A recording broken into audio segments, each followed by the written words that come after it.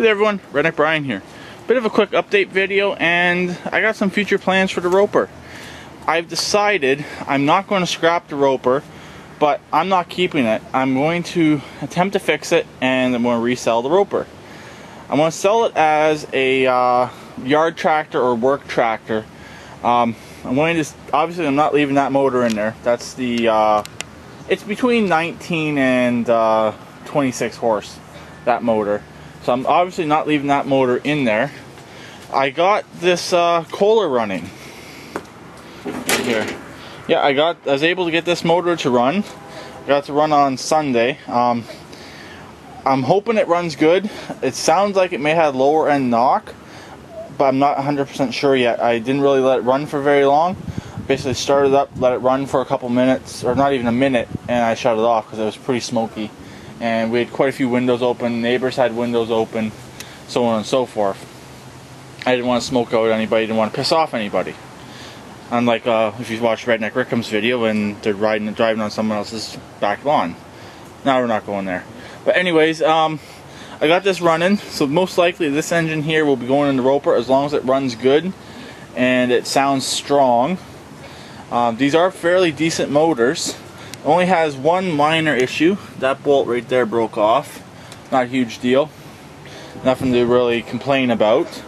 Also, I got the Red Rocket going. I got the drive line pretty much figured out. I got it that it will run and drive. It's got a junk battery in it right now. But Red Rocket's working good. Peppercat Keith, if you see this video, the tractor that you have is doing something similar to what this engine here was doing when it would only run on one cylinder. It would shake, it just would not run correctly. I know you're saying it's not the carburetor, but you may want to check your carburetor and make sure it's working okay. On this here, I just bought a new carburetor because I had already put new parts into the carburetor that was on it, so I didn't want to mess around with it anymore, and it was cheaper for me just to buy a new carburetor. Also, if you hear in the background, we got a puppy right there by Emily Loves Her Dogs. Her name is Shania. She is a lab mix. She has lab in her, she has golden lab in her, she has either a little bit of pit or a little bit of Rottweiler in her. But there she is right there. Let me get her in focus again, sorry about that. But anyways, there's the puppy. That's been taking up a lot of my time for the week. For the last couple of weeks, looking after her and making sure she's not going to the bathroom in the house. All the nice, lovely puppy stuff. So anyways, back to the Roper. I'm going to put the 3-speed transaxle I have in this. I'm going to put these 20-inch tires on there. I didn't really want to get rid of these 20s, but I think I'm going to now. Because they look pretty good on this tractor and they worked really well on this tractor. Main thing I'm going to have to do though is, since I cut all the basically all the little keeper nuts off from under here, I'm going to have to put nuts and bolts in on everything on that to re-secure it.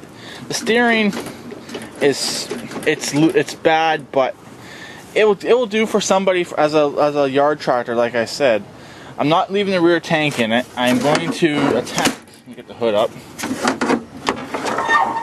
I'm going to attempt to put a front tank in this.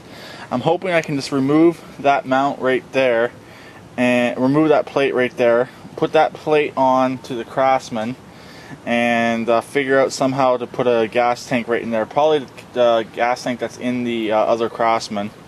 And obviously the Kohler, like I said.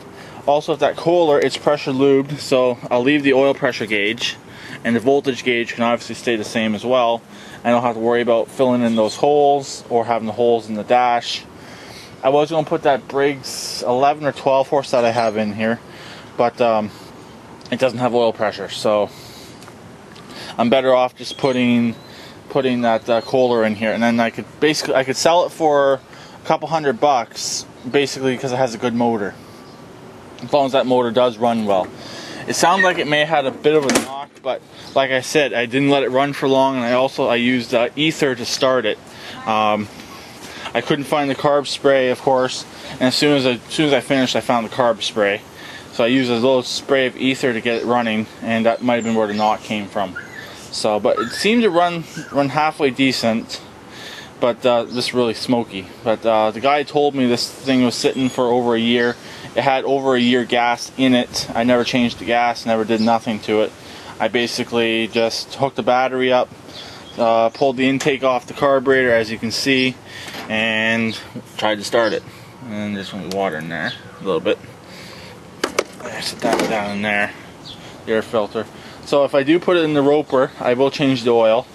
I got an oil filter for it. I either got the oil filter for this, or I'm going to change the oil in the GT6000. So, kids are starting to come out, so I'm going to hurry up and get finished here. I also got the middle transaxle welded in.